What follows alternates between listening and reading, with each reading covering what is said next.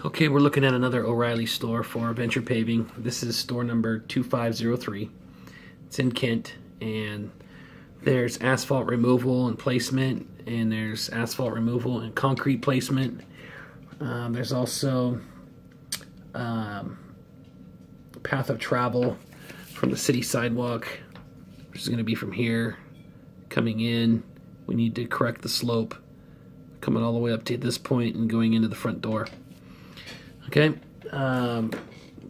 first thing I want to talk about though is staging. Across the street here, this is a Yen Louie building, and in the back here, it's just empty. So there's plenty of space for us to use to stage our trucks when we do the asphalt work in our trailer. Okay, so that's where we can use that location there for staging.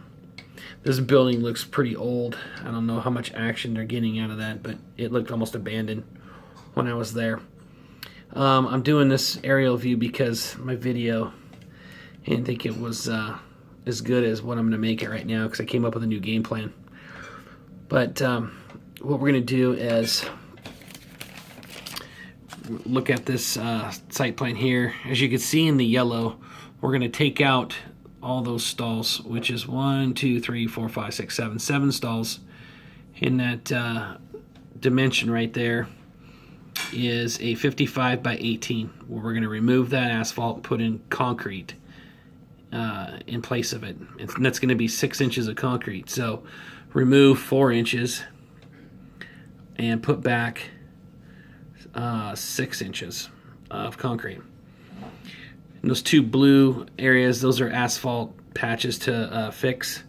In the red area, it's also asphalt to remove and replace. And the green area is mostly asphalt, but a little bit of sidewalk up against the building. You can see I made a little rectangular line that goes in there. All right. There's approximately 108 tons of asphalt removal and 77 tons of asphalt placement. Concrete, there's approximately 24 yards of concrete to put in.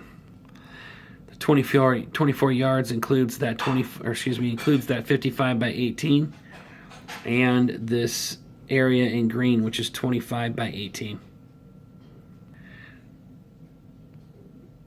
After we put in, come on now, get into focus here. After we put in the concrete for the ADA, we put in the concrete walkway there.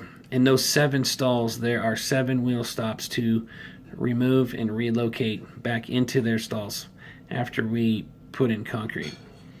The ADA section, we'll have to put 1 ADA stall and 2 crosshatch areas on there, and then make a 5-foot wide ADA walkway that goes all the way out to the street.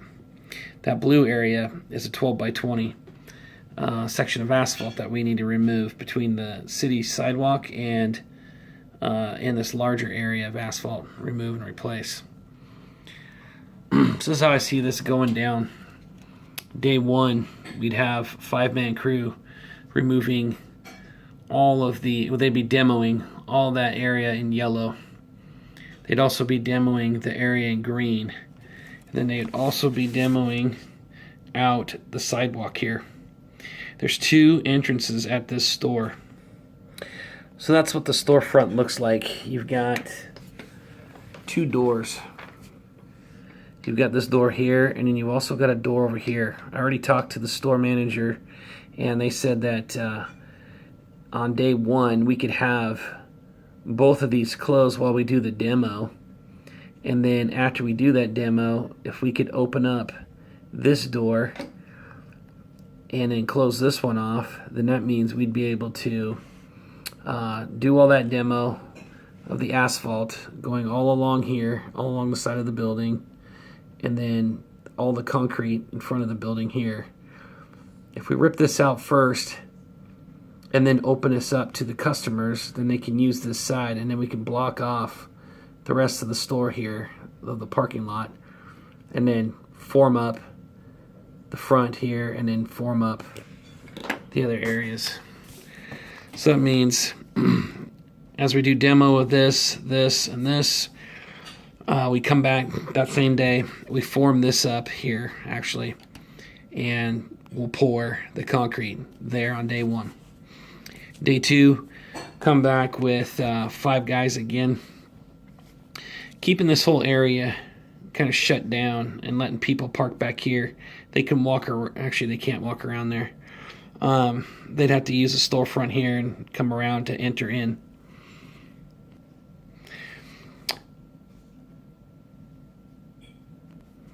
Okay, so back up my steps here. Day 1, we block off this front entrance and all of this area first thing in the morning.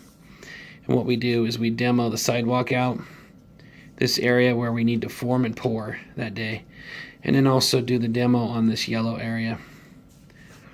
All right, and then if we start here with our demo and work our way this way, then what we can do is we can open up that door in the very front for customers to come in and out. And then we can focus on forming this up and pouring it on day 1. All right, day 2. Day 2, we still have 5 guys, okay? But we're now going to form and pour this area here. Get that done. Okay, so actually instead of 5 guys, we'll probably just do 4 guys on day 2 to form and pour this concrete. Okay, day 3, demo all this area in red, and then what we'll do is we'll close this door now, and then this door can be open on day 3. So people will have access on day 3 on this pad here, but we'll be able to do our demo here, and then do our demo here, and then pour back new asphalt in the blue section and the red section. So that's this area right here, all in front of the storefront.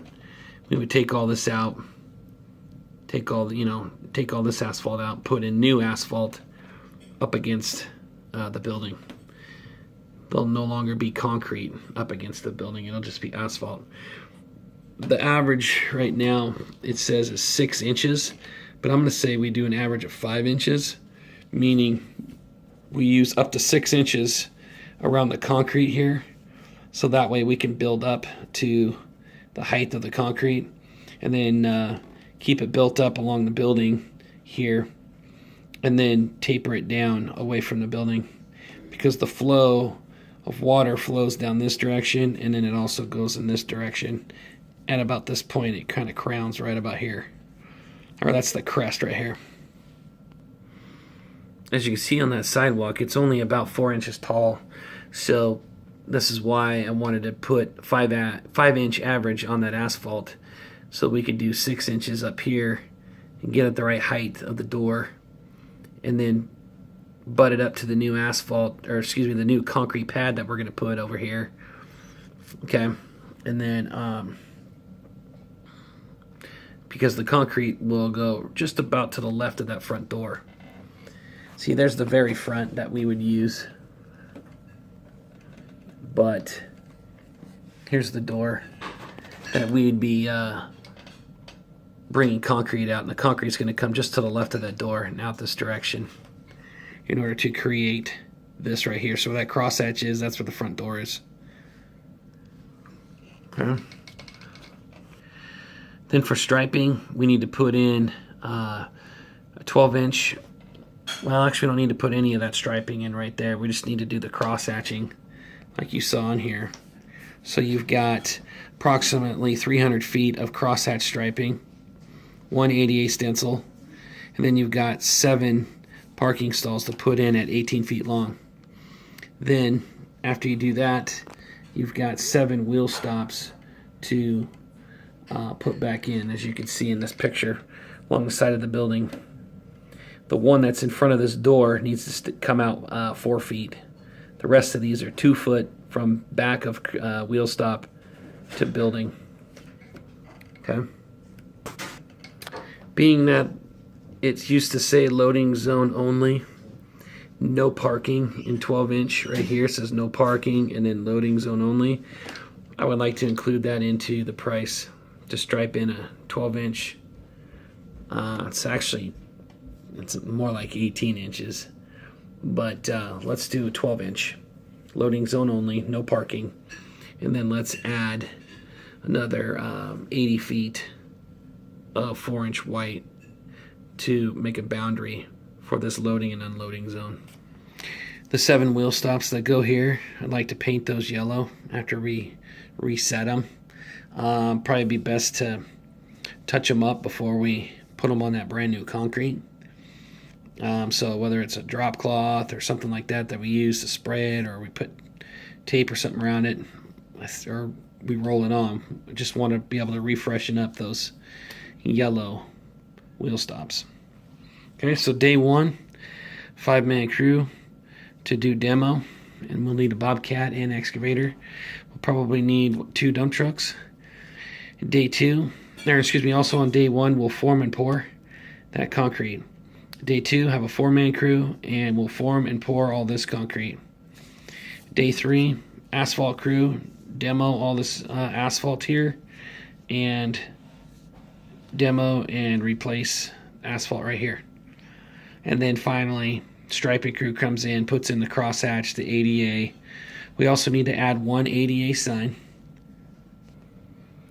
Go ahead and add 1 ADA sign panel into the bid, but they do have one there already, so we might be able to reuse it. But I still want to put that in there as a price just in case we need to replace it.